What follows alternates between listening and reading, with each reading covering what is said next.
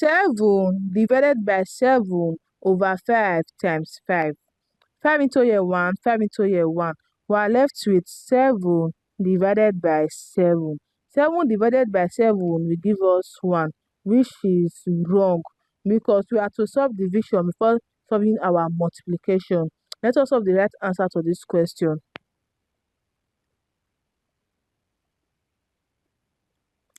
First of all, we are going to solve 7 divided by 7 over 5 using the rule of KCF.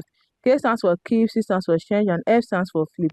We are going to keep 7, change division to multiplication, flip 7 over 5 to 5 over 7, multiply by 5 here. 7 into here 1, 7 into 7, 1. Then we are left with 5 times 5.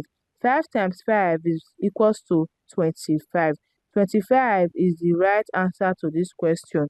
I hope you find this video helpful. Please don't forget to like, subscribe, and comment. Thanks for watching.